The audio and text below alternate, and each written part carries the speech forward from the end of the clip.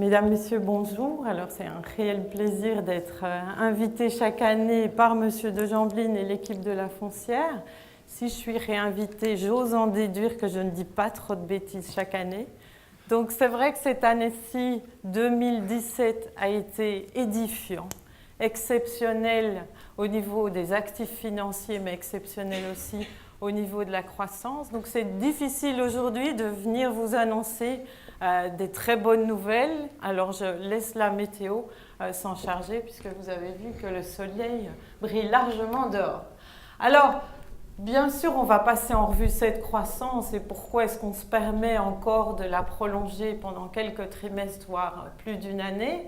Et puis ensuite, on regardera ce que les marchés financiers regardent déjà, c'est-à-dire est-ce qu'il y a des risques, d'une façon ou d'une autre, que cette extrapolation ou projection qu'on peut faire pour 2018-2019 soit interrompue par un facteur ou l'autre, et je vais avec vous passer en revue ces différents facteurs. Alors, quel est l'état de la croissance? Puis je vais vous parler un peu globalement dans le monde. L'année passée, on vous avait parlé de croissance synchronisée, croissance équilibrée. C'est le cas. Et cette année-ci, si vous prenez 2017, par contre, la contribution de croissance, vous avez pour l'entreprise les exportations, les stocks et les investissements des entreprises qui contribuent largement à la croissance. Donc, on peut tout à fait observer une dynamique, un moteur de croissance qui vient des entreprises, qui vient des exportations mondiales. Et comme les entreprises ont de belles perspectives, elles investissent. Et elles investissent pas seulement en équipement ou en capacité, mais elles investissent en investissement productif, c'est-à-dire ce type d'investissement qui va permettre de souligner la profitabilité des entreprises. Et c'est le cas. La profitabilité est très bien orientée pour l'instant dans l'ensemble des entreprises grâce à ces investissements où la contribution du numérique, de la robotique, de tous ces investissements de rupture est quand même importante.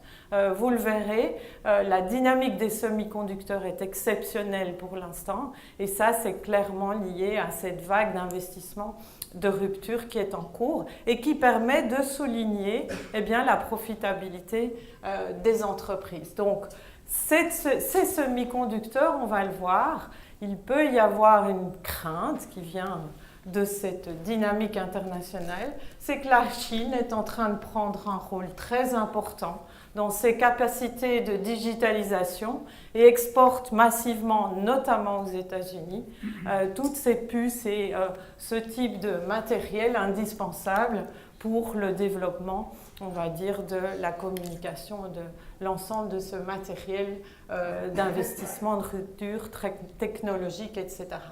La Suisse se défend très bien, plus de 50% des investissements des entreprises est dédié à la recherche et développement, à ces investissements technologie, à la bio aussi, technologie. Donc on est très bien placé dans ce cycle d'investissement. Puis vous le savez, je n'ai pas besoin de le répéter, que la Suisse est un des premiers, on va le voir tout de suite, contributeurs du commerce mondial, puisque clairement elle fait partie de cette dynamique, elle en profite. Et donc en plus, on va voir qu'à Genève, non seulement on profite de cette dynamique d'exportation, mais on est orienté sur des marchés, notamment asiatiques, pour plus de 50% de nos exportations. Et avec le retour des marchés émergents dans la dynamique de croissance, eh bien, clairement, Genève est sollicitée. On va le voir en détail. Alors, l'emploi et la consommation. La consommation, on n'en parle pas beaucoup, mais si les entreprises sont prêtes à investir, vous allez le voir que l'emploi, et notamment à Genève, est en train d'exploser.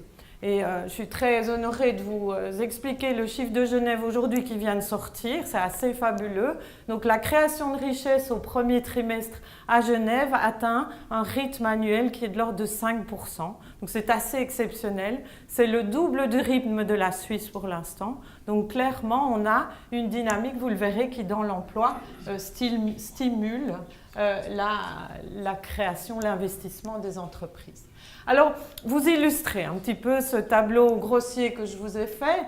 Vous illustrez d'abord La dynamique des exportations, hein, qui est clairement au niveau mondial en réaccélération. La Suisse est une des variables qui profite le plus, une des économies qui profitent le plus de cette exposition au commerce mondial. Et puis regardons la zone euro, mais surtout Genève. Vous voyez que la dynamique de Genève est encore bien plus rapide pour l'instant que celle de la Suisse. Et ça, grâce à cette exposition à ce marché asiatique qui, lui, est en plein boom, je vous le disais précédemment. Alors, quels sont les secteurs? Vous les connaissez bien, hein, à Genève, qu'on privilégie. Eh bien, c'est la bijouterie, c'est l'horlogerie. Et troisième secteur, c'est la chimie, mais chimie, on va dire, plutôt orientée vers les produits de luxe, puisqu'on parle dans ce cas-là de firmes niches ou même de produits de type Givaudan.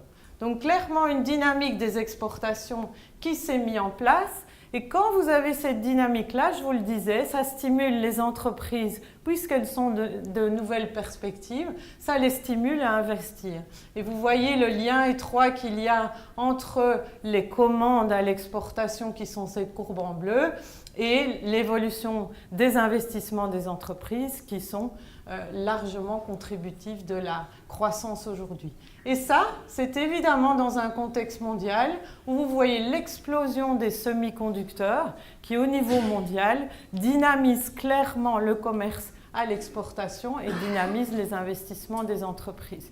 Donc, on est dans une vague technologique qui n'est pas le seul moteur d'investissement des entreprises, mais qui est certainement un contributeur important. Alors, puisque les entreprises investissent dans du matériel, elles investissent aussi dans l'emploi. Et j'ai souhaité vous montrer l'évolution de l'emploi à Genève et en Suisse, qui, vous le voyez, à Genève progresse de près de 3% et en Suisse déjà de 2%. Ça nous amène à avoir des chutes de taux de chômage qui sont assez impressionnantes. Peu d'analystes osez vous dire que le taux de chômage en Suisse allait baisser en dessous de 3% et en dessous de 5% à Genève. Eh bien, c'est chose faite. On est à 4,5, 4,6 pour le taux genevois et on est en dessous, on est à 2,8 pour le taux suisse. Donc, clairement, une dynamique de l'emploi qui profite et qui va aider la consommation des acteurs particuliers. Alors, si le consommateur reprend courage, reprend confiance, le particulier reprend confiance, eh bien, vous serez concerné puisque le marché de la construction et de l'immobilier est évidemment redynamisé. C'est un petit peu ce qu'on voit déjà dans le commercial, où vous avez une réaccélération au niveau de la construction dans le commercial. Vous savez qu'on a eu quand même, en particulier à Genève, des excès, on va dire, de capacité, des excès, un taux de vacances dans le commercial qui était élevé, qui a exercé de la pression sur le commercial. Et manifestement, en Suisse en tout cas, on est prêt à réaccélérer la construction dans ce domaine-là, ce qui montre que les entreprises, la croissance, soutient clairement cette dynamique de l'immobilier. À Genève, ça n'est pas du côté pas encore du côté du commercial qu'on a une augmentation. Par contre, vous voyez cette dynamique d'augmentation des logements, mais ça, vous en parlerez certainement plus en détail. Mais cette dynamique de création de logements est toujours en cours. Alors, est-ce que ça affecte l'évolution des prix? C'est évidemment ce qui nous intéresse quand on est investi dans l'immobilier. Et là, vous avez l'évolution des prix pour Genève par classe, par type de bien mobilier. Et vous voyez que les seuls qui continuent attention que les chiffres sont de 2017, qui continuaient en 2017 à subir des pressions étaient les immeubles de logement destinés à la location. Sinon, maisons individuelles, résidentielles, tout ça est de nouveau en progression. Évidemment, les taux d'intérêt favorisent cette dynamique d'activité immobilière, mais pas que. Il y a aussi, je vous le disais, la confiance du consommateur. Et ces hausses de prix se passent alors que, si vous regardez les indicateurs de Wüest et Partners, qui sont tous au rouge dans l'arc lémanique, ils sont au rouge pour le résidentiel, pour le commercial. Ça veut dire quoi? Ça veut dire qu'on est dans les sommets de prix. plus de 8 000 francs le mètre carré dans le cadre de l'achat, plus de 250 francs le mètre carré dans le cas de la location. Donc on est clairement dans des prix qui sont élevés, mais qui n'empêchent pas, néanmoins, n'empêchent pas l'immobilier de continuer à être soutenu. J'en ai parlé chaque année, je peux vous redire, pour pouvoir créer une crise immobilière, il faut 2 catalyseurs. Ou bien vous avez une explosion du taux de chômage, vous l'avez vu, on n'est pas du tout dans ce cas typique, ou bien une explosion des taux d'intérêt, et je vais en reparler tout de suite, ça ne fait pas trop partie de nos scénarios. Alors revenons à l'immobilier, qu'est-ce qui peut continuer à soutenir l'évolution des prix immobiliers? Vous avez ici une corrélation, une évolution assez parallèle entre la démographie, c'est-à-dire la tranche de population qui est censée investir en immobilier entre 25 et 65 ans. Et vous voyez que cette tranche de population, évidemment, progresse moins vite que précédemment. On a plutôt la partie des plus de 65 ans qui aujourd'hui atteint 20% de la population.